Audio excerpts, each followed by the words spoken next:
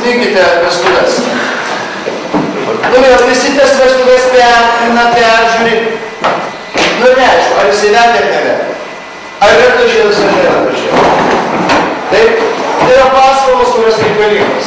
Taigi, koks mūsų uždavinys, kalbant apie žiniasklaidą?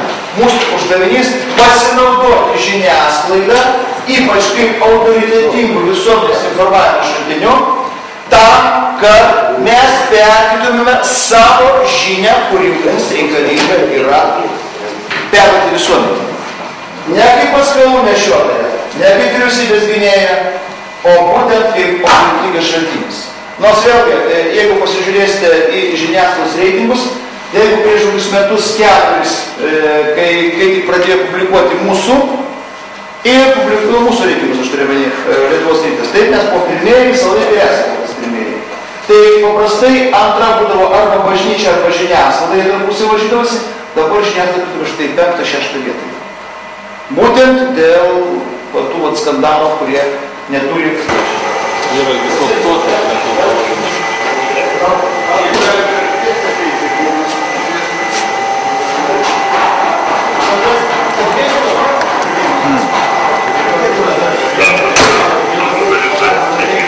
Kangi keliai nepažymėti pas mus. Žemėlapį dabar jūs matot tik tai...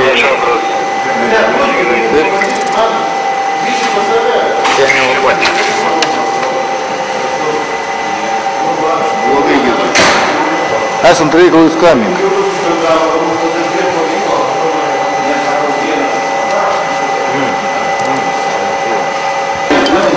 Jinai biški pjau.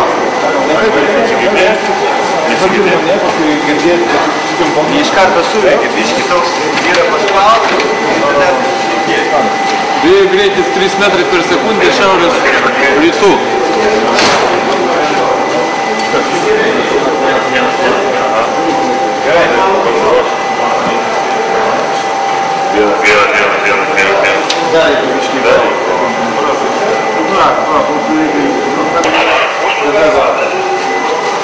Labadiena, mes iš Tele3 atvykome, girdėjome, kad yra situacija, kas gali mums pakomentuoti situaciją? Aš esu informacijos atstovas. Informacijos atstovas esate, taip? Kas atsitiko ir ar tai yra pavojinga žmonėms? Šiuo metu išėjo žvalgybos grupė miškų gaisras ir nustatinėjama degimų teritorija ir pavojų žmonėms. Daugiau informacijos duotuoju momentu neturime. Turėsime daugiau pranešime. O sakykite, tai labai pavojinga, ar žmonės, kurie, mes matėm, tenais ugnis eina prie gyvenamojo namo, ar žmonės reikia evakuoti, ar pranešti gal žmonėms, kad jau reikia jiems bėgti? Aš kaip ir minėjau, šiuo metu išėjus yra žvalgybos grupė į incidentų vietą ir nustatinėja degimo zoną ir apribojimų zoną. O kas čia yra apribojimų zona? Čia ką reikosite? Zona, iš kurios reikėtų evakuoti gyventojus, jeigu jiems kils pavojus. O tai jūs kada pranešti mums informaciją, kurią jūs turėsite pilnai? Už 20 minučių susitiksime čia, turėsime daugiau informacijos, pranešim, papildysim. Gerai, ačiū.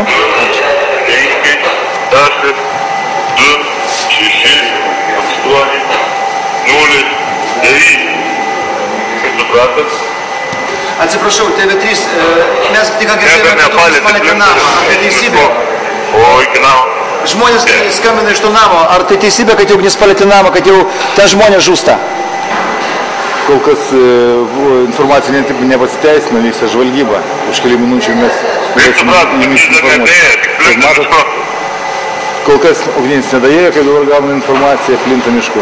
Plinta mišku, jo, tai čia žmonė tikrai labai pavojinga. Žmonėms labai pavojinga, gaisras yra pavojinga ir mes viską daryšim, kad išgelbėtumėm. Aš informacijos atstovas esu. Norėčiau su jums pasikalbėti dar kartą. Kaip minėjom, dabar vykdome žvalgybą ir mes labai atsiprašome, jeigu galite netrukdyti. Ne, mes susidarim po 20 minučių. Mes jums netrukdome, tiesiog mes girdėjome informaciją, kuri galbūt svarbi yra žmonėms. Gal jie žiūri TV3, mes tiesiog galim tiesiog išeiti į eterį ir pasakyti, kad jie evakuotųsi. Šiuo metu dirba mūsų žmonės incidentų vietoje, žvalgybos grupė yra, kuri mums praneš apie esamą situaciją konkrečiai. Ir mes susisieksime su jumis, papildysime. Ačiū. Ačiū. Labadiena, štai praėjo 20 minučių mes atėjome. Ar galite informaciją pasakyti? Aš matau, jūs pono žvalgyboje buvote, taip? Gal galėtumėte kažką mums pasakyti apie tai, kas atsitiko, kas yra įvykę? Tai va prašom, atstovas spaudai jums informuoti. Bet jūs buvote žvalgyboje, jūs matėte situaciją, kas tenais yra, ar žmonės jau dega name? Jis turi visą informaciją, jis jums pilnai suteikti. Bet jūs irgi mokat šnekėti. Taigi jūs mokat šnekėti, jūs buvote. Ir matės detališkai. Tai jo, prašom, atstovas spaudai jūs į jį kreipkitės. Nėra pavojų žmonėms. Namas negyvenamas yra. Namas negyvenamas? Mes dabar padėtį kontroliuojame, siuntime visas pajėgas, namo apsaugai ir gaisro plėtimo statymui. O sakykite, kas vadovauja gaisro gesinimui? Gaisro gesinimui vadovauja gaisro gesinimui. Jūs vadovaujate gaisro gesinimui? Ar jūs štabo viršininkas? Tai kas jūs esate? Gaisro gesinimo vadovas, štabo viršininkas, prašau. Ir informacijai užvaldojo viršininkas. Yra organizuotas štabas. O tai miškuose gaisrus gesina ugniagesiai vadovauja? Ką jūs turite ugniagesiai vadovauja? Miškų gesinimui vadovauja ugniagesiai? Ne, vadovauja pareigūnai, kurie organizuoja šitą gesinimą, gesina ugniagesiai. O ne miško ūkio atstovai turi vadovauti? Ne, neturėtų jau. Neturėtų jau vadovauti. O tai sakykite, vadovė, jeigu yra plotas, ar yra tikimybė, kad gali miško gaisras nueiti daug toliau ir būti pavojus šalia esančiam gyvenamajam kaimeliui? Taip, nes oro sąlygos keičiasi ir galim sakyti, šiuo metu mes prognozuojame šitas oro sąlygas, kartu dirbame su meteorologiniu centru, tai mums padeda nustatyti vėjo greitį ir kryptį.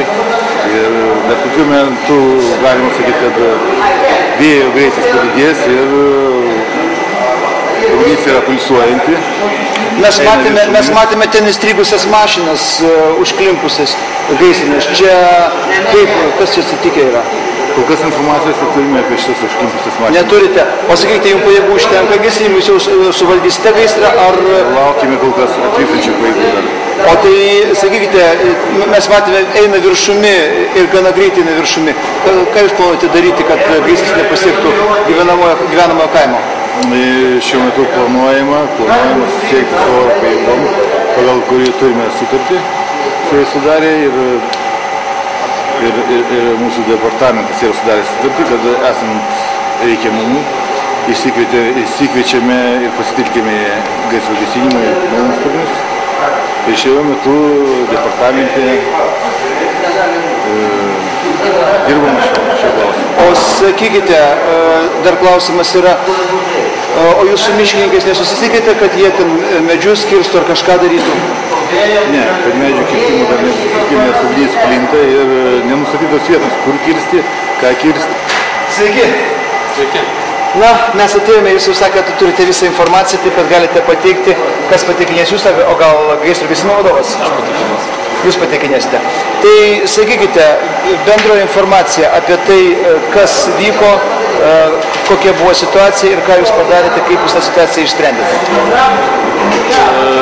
Šiuo metu gaisro vietoje dirba 5 gaisriniai automobiliai, 25 ugniagesiai ir yra pagrindinis pajėgus nukreiptus į pastato apsaugą.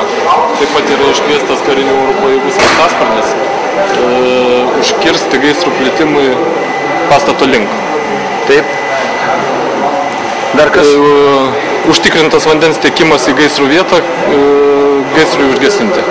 Mes per radio stotį savo girdėjome, kad bendrasis pagalbos centras gavo informaciją apie tai, kad Rusija gali būti žmonių. Ar jūs patvirtinate šitą informaciją? Mes šitos informacijos mes nepatvirtinam, atlikta žvalgyba, pastate žmonių šiuo metu nėra. O Rusijuose? O jūs patikrinate Rusijos? Taip. Nes mes gavom iš bendro pagalbos centro informaciją, girdėjom per radio. Mes tiesioginį ryšį turim su bendrojo pagalbos centru, tokios informacijos neturėjom. Neturėjote. O sakykite, prašau, ar gaisras apribotas jau plitimas, ar jisai dar vyksta toliau? Taip, gaisro plitimas lokalizuotas, gaisras nebeplinta. Tik tai laukiame sraigtasparnį, kuris turėtų pasirodyti 40 minučių laikotarpyje kažkur. O ką darys sraigtasparnis, jeigu jūs jau apribojate gaisro plitimą? Užgarantuoti pastato apsaugą turto. Tai ką, jisai nuputinės ugnį? Vandenį. Vandenį nuputinės? Ne, nuputinės vandenį. Miško gaisrą gesins, kuris plinta link. Tai reiškia, jis plinta vis dėlto, reiškia, jūs nelokalizavote, nepribojate. Apribojimai. Tik tai papildomus pajėgus. Vade, galima jūs, mums čia truputį neaišku su žiniasklaidos atstovu. Mes norėtum konkretesnės informacijos. Kur vadas? Einam pas vadą. Ne, va čia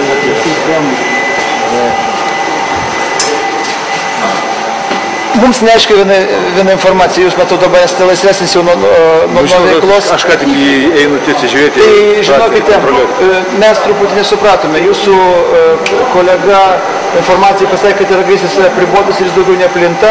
Tuo pat metu jis pasakė, kad sraigtasparnis, kuris atvyks po 40 minučių, bus naudojamas tam, kad sustabdyti gaisro plitimą. Tai vis dėlto, ar gaisras plinta, ar gaisras neplinta, ar reikalingas sraigtasparnis, ar nereikalingas.